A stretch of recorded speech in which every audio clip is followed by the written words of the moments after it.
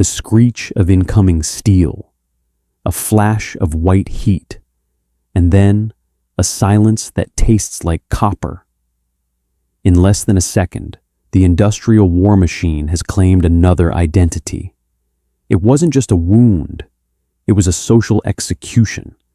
How did a billion-dollar empire, capable of moving mountains of men, manage to save a soldier's life, only to leave him a ghost who can never again be looked at?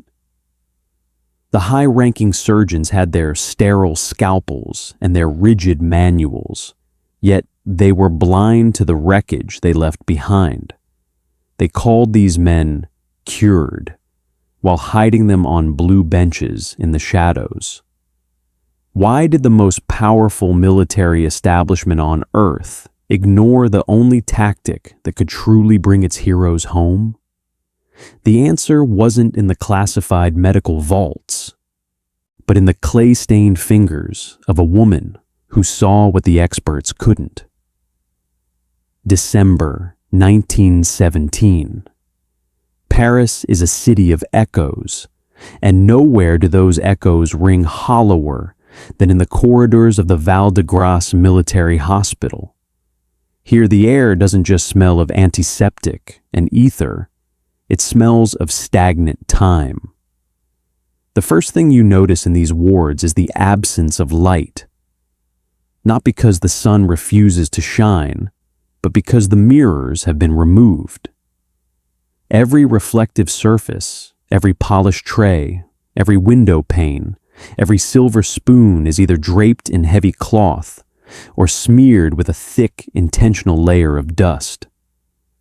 The men here live in a world without images of themselves. They are known as les Gueules Cassées, the broken faces. They are the survivors of a new kind of industrial slaughter. In the centuries before, a soldier hit in the head usually stayed in the mud. But the Great War changed the math. The steel was faster, but the doctors were quicker. The mechanics of this tragedy are as precise as they are brutal. When a 77mm shell explodes, it doesn't just create heat, it creates a vacuum followed by a supersonic wave of jagged steel. If a soldier is wearing a modern Brody helmet, the steel might miss his brain, but the kinetic energy is transferred directly into the soft architecture of the jaw, the nose, and the orbital sockets. The helmet saves the life by sacrificing the identity. It is a fatal flaw in the design of survival. The armor protects the mind, but leaves the face to be pulverized into a fine, wet dust that no surgeon's needle can ever truly find. And so, they arrive here. They are the success stories. Walk through the gardens of Val-de-Grâce, and you will see them sitting on benches painted a distinct, haunting shade of blue. This is not a decorative choice. It is a marking. In the rigid hierarchy of the military hospital, the blue bench is a signal to the public. Do not look here. It is a sanctuary that is also a cage. These men are allowed to breathe the fresh air, provided they do so in a place where the civilian world won't have to confront the cost of its glamorous glory. Among them sits a man who used to be a baker in Lyon. Now he is a case number. His jaw is a jagged canyon of scar tissue. His nose is a flat, weeping hole. He watches a nurse walk past. She is a veteran herself, hardened by years of gore. Yet as she nears the blue bench, her pace quickens. Her eyes fixate on the gravel path. She doesn't see a hero. She sees a nightmare that refuses to end. In the administrative offices, the high-ranking surgeon's men of medals and starched collars review the progress reports. They speak in the cold language of the machine. The wound is closed, one colonel surgeon remarks, tapping a fountain pen against a chart. The patient can masticate, The airway is clear. According to the manual, his rehabilitation is complete. This is the representative voice of the system. To them, the human being is a series of pipes and valves. If the pipes don't leak, the job is done. They claim that the disaster of the trenches has been managed because the technical requirements of life have been met. But they are blind to the psychological rot that sets in when a man realizes he can never again kiss his wife without her flinching. But while the generals and the doctors are patting themselves on the back for their efficiency, a different kind of work is beginning in the shadows, far from the sterile, white-tiled rooms of Val de Grace. An American woman named Anna Coleman Ladd is opening the shutters of a small studio. She isn't a doctor. She has no rank. She is a sculptor. While the establishment sees cases, she sees a void where a soul used to be. She is already in the dark, preparing the clay and the copper, holding the silence that will eventually break the system's indifference. The establishment treats these men as a logistical problem to be solved with gauze and silence. They believe that once the bleeding stops, the debt is paid. But they have fatally underestimated the boss of this conflict, the human spirit's refusal to be erased. The surgeons have hit the limits of their scalpels. They have closed the skin, but they have opened a wound in the social fabric that they have no idea how to heal. They believe they have reached the end of the story. They believe the broken faces will simply fade into the blue of their benches and wait for death. But they are wrong. The most powerful weapon in the recovery of these men isn't going to be a new surgical technique. It's going to be a paintbrush. The laughter of the doctors is about to stop. Because while they were busy mending the flesh, they forgot that a man is more than the sum of his scars. They are about to realize that the system is fragile, and the underdog, the woman with the clay and the thin copper sheets, is about to do what an entire army of surgeons could not. The dawn is coming to Rue Notre-Dame-des-Champs, and with it, the first glimpses of a face that was thought lost forever. Late 1918, 70 Rue Notre-Dame-des-Champs. Step away from the white tiles and the smell of rot at Val de Grace, and walk into a room that smells of damp clay, oil paint, and hope. This is the studio for portrait masks. It is a laboratory of radical empathy, tucked away in a quiet corner of Paris, where the only sound is the soft scrape of a palette knife and the occasional hiss of a tea kettle. The military brass calls this cosmetic relief.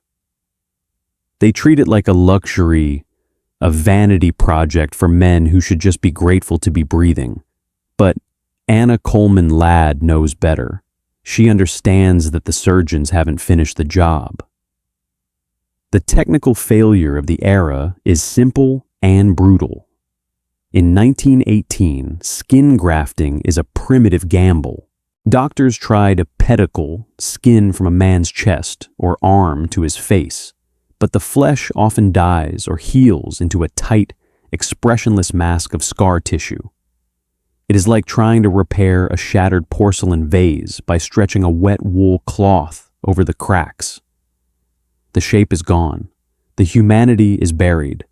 While the system is content with these lumpy, distorted results, Anna is looking for the ghost inside the machine.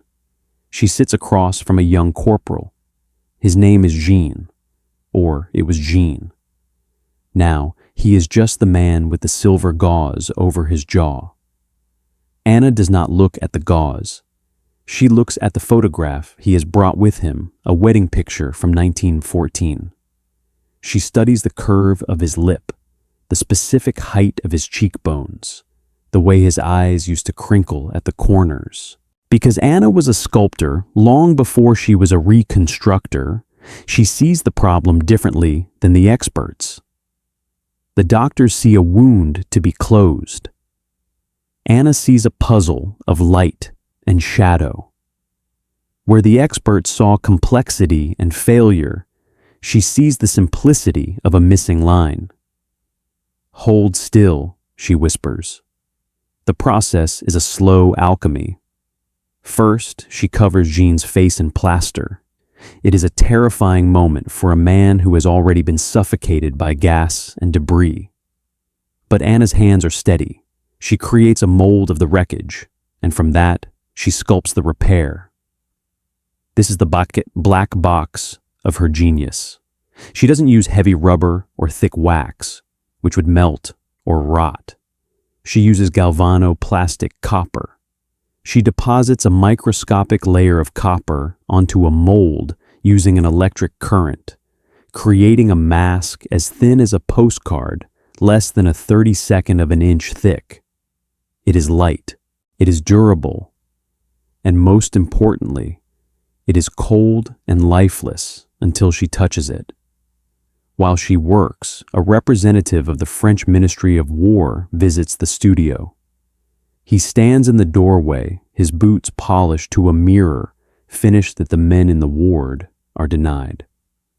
He looks at the copper sheets and the jars of paint with a thin, condescending smile. "It's very artistic, Madame Ladd," he says, his voice dripping with the hubris of the establishment. "But surely, a simple bandage is more efficient for the state. Why waste copper on a man who will spend his life in a village bakery?" He treats the soldiers like damaged equipment that has been decommissioned. He believes the mask is a lie, but he has fatally underestimated the power of the image. He sees the mask as a cover-up. Anna sees it as a restoration of the truth. While he calculates the cost of the metal, Anna is already mixing the oil paints to match the exact pale hue of a man's pre-war complexion. The military official scoffs at the vanity of the studio, believing the war is won with steel in the heart, not copper on the face. He treats the silence of the soldiers as a sign of their insignificance. But he is ignoring a terrifying reality. The boss here isn't the ministry. It's the human mirror.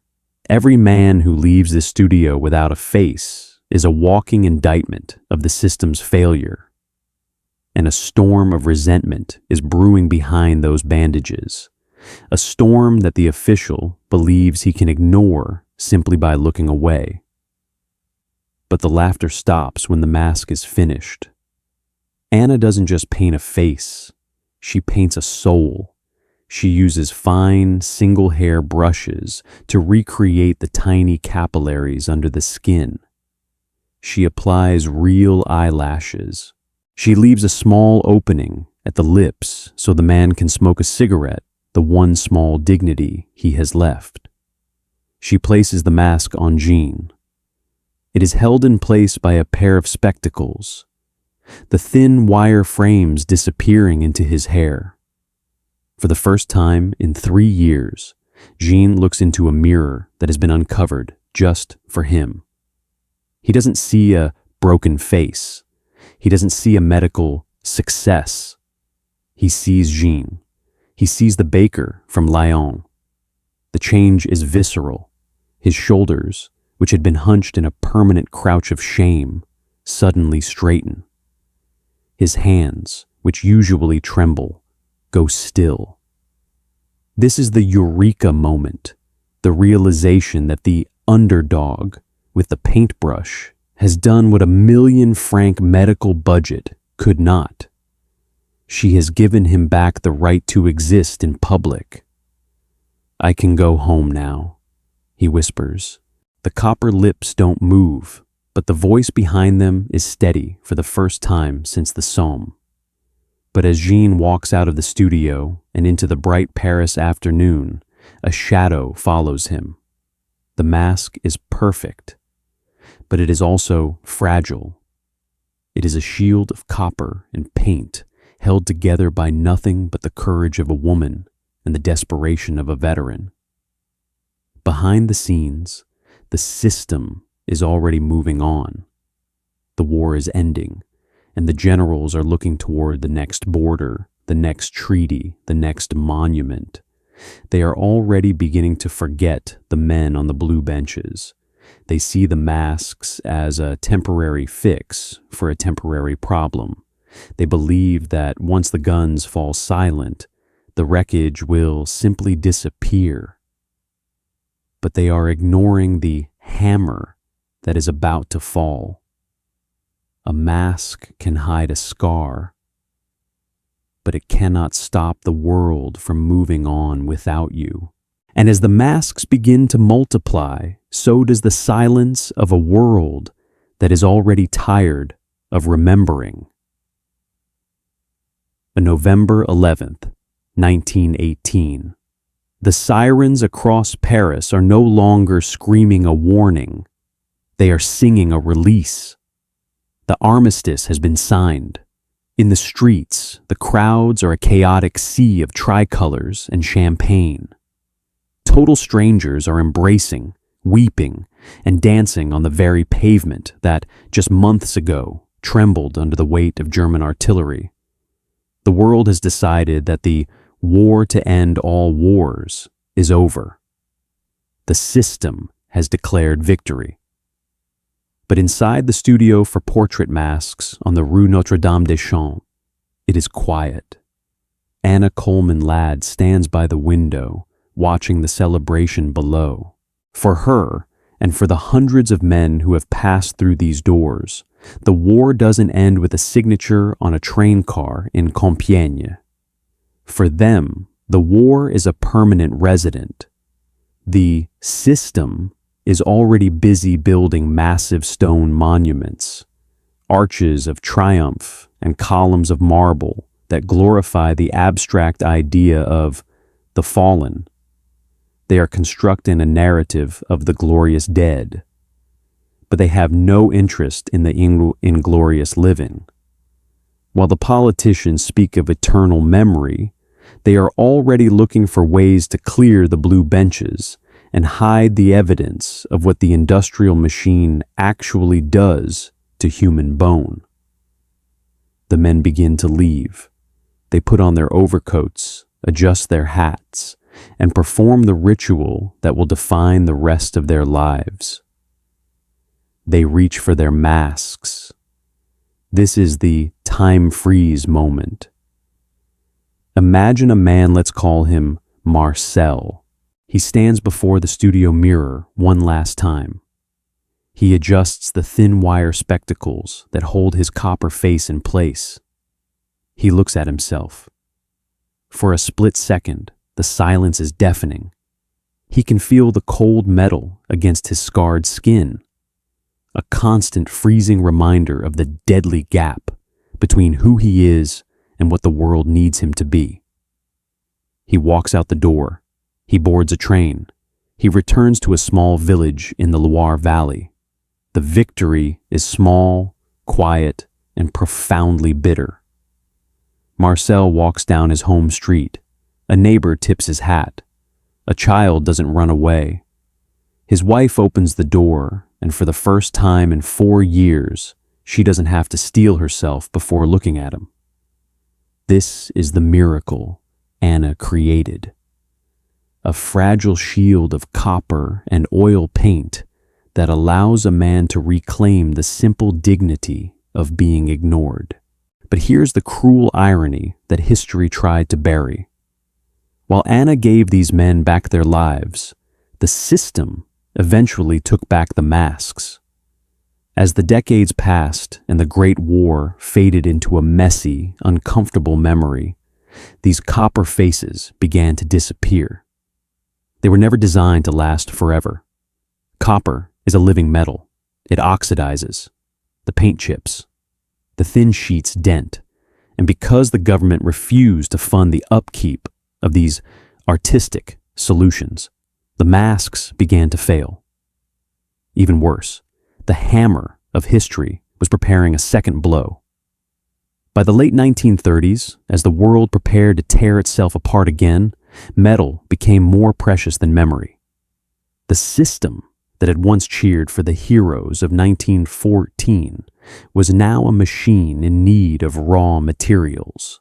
We know that many of these masks, the very faces that had restored the humanity of the broken, were eventually melted down. The copper that once gave a father back his smile was recycled into the shell casings and fuse heads of the next generation of slaughter. It is a forensic tragedy. Of the hundreds of masks Anna and her team painstakingly created, almost none remain today. They were either buried with their owners who refused to be seen without them, even in death, or they were consumed by the industrial hunger of World War II. The system won. It erased the evidence of its own cruelty, leaving behind only a few grainy black and white photographs and the name of a woman who was eventually sidelined by the history books. Anna Coleman Ladd returned to America. She didn't receive the Legion of Honor until years later, and even then, it was a quiet affair. The medical world moved on to plastic surgery and penicillin, treating her work as a quaint footnote in the evolution of science. They treated her radical empathy as a temporary bandage, a glitch in the cold efficiency of war. But as we look at our world today, do we see that same hubris? We live in an age of digital masks. We spend billions of dollars on filters and perfect reconstructions, obsessed with a curated reflection. We still have our blue benches, our social media algorithms that hide the uncomfortable, the broken, and the unmarketable truths of our society. We are still a system that prioritizes the polished surface over the raw human soul. The story of the broken soul, broken faces, isn't a story about 1918. It is a mirror reflecting our own fear of the truth. It asks us, when the masks are gone, can we still look into the eyes of the damaged and see a brother? Or have we become so addicted to the copper shield that we've forgotten how to love the scar? Anna Coleman Ladd didn't just sculpt copper. She sculpted a reminder that the cost of war is not measured in territory or treaties. It is measured in the faces of the people we choose to stop looking at. If you believe that stories like Anna Coleman Ladd's and the men of the blue benches deserve to be remembered, join our ranks by subscribing and liking this video. We have synthesized this narrative from reputable historical archives and verified sources. However, the fog of war often extends to the history books. If you spot any inaccuracies or have additional details to share, please correct us in the comments. We strive for the absolute truth, and your knowledge helps us get there. Thank you for keeping history alive.